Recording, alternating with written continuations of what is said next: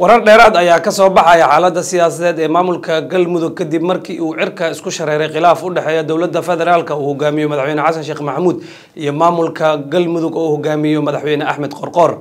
khilaafkan ayaa ka dhashay kadib markii maamulka Galmudug uu xalay warqad uu ku diidayo xubnihii dhawaan ay magacaabeen xisbiga JSB ee u kala magacaabeen magaalooyinka Cadaade iyo Gaalkacyo ee ka tirsan maamulka Galmudug ay diideen iyagoo sheegay in aan loo dhameyn magacaabistaasi isla markaana ay tahay arin aan lagala tashan maamulka Galmudug. kadib markii maamulka Galmudug uu warqadaasi soo saaray qaar ka tirsan siyaasiyiinta ka soo jeeda maamulka Galmudug ayaa jawaab adag ka bixiyay arinkaasi iyadoo arintaasi ay keentay in uu maamulka mar kale ka caroodo. shalay ay ahayd markii xisbiga uu hogaamiyo madaxweyne Xasan Sheekh Maxamuud ee JSB uu wakiilo u kala magacaabay degmooyinka Gaalkacyo iyo Cadaado kuwaas oo la sheegay in ay taageerayaal u yihiin xildhibaan Saabir Shuuriye iyo musharax madaxweyne Liibaan Axmed Xasan. arrintan ayaa keentay in ay aad uga caroodaan warqad ka soo baxday wasaaradda arrimaha gudaha ee maamulka Galmudug lagu sheegay in aysan waxba ka jirin magacaabistaasi isla markaana maamulka aan laga tashanin. warqadda ka soo baxday maamulka Galmudug oo ku qoran luqad adag ayaa laga dheehan karay sida ay ugu caroodeen maamulka uu hogaamiyo Axmed Qorqor warqadaasi iyo magacaabistaasi iyagoo dhawaanahan markaasi ay jirtay xaalad siyaasadeed oo kacsan deegaano ka tirsan maamulka Galmudug.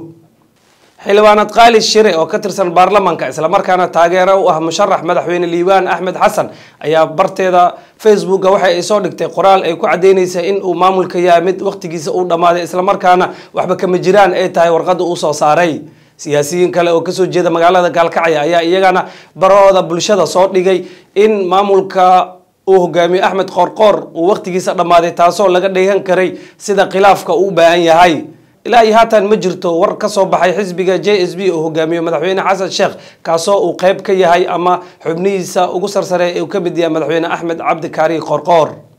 maalmihii aanu soo dhaafnay ayaa musharax madaxweyne Liibaan Axmed Xasan waxa uu ku sugnaa magaalada Gaalkacyo isagoo markaasi ay la socdeen qaar ka tirsan mas'uuliyiinta dawladda federaalka kuwaasoo iska diiwaan geliyay magaalada Gaalkacyo waxaana xubnahaasi qayb ka ah wasiirka gaashaandhigga Axmed Macalin Fiqi iyo sidoo kale senator Cabdi Xasan Cawaale Qaybdiid oo markaasi saameyn weyn ku leh magaalada Gaalkacyo gudaheeda.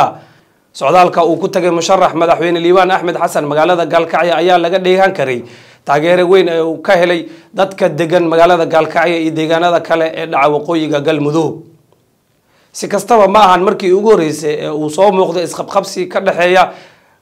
xubnaha xisbiga JSB oo hogaamiyo madaxweyne Xasan Sheekh iyadoo sidoo kale maanta baraha bulshada laga dareemayay maamulka Koonfur Galbeed oo isagana cabasho ka ah waraysi uu dhawaan bixiyay musharax madaxweyne Xuseen Sheekh Maxamuud kaasoo uu sheegay in uu musharax u yahay maamulka Koonfur Galbeed.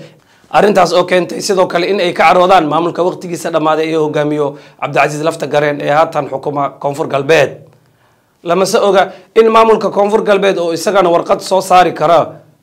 alaaba xiliyadan oo kale ayaa waxaa soo muuqda khilaaf u dhaxeeya xubnaha iswata ee isku raranka ah ee hadba hogaamiyo dawladda iyadoo markaas xilligan kala guurka lagu yaqaano isqabqabsi u dhaxeeya dhammaan taageerayaasha cidda markaas vilada hogaaminaysa.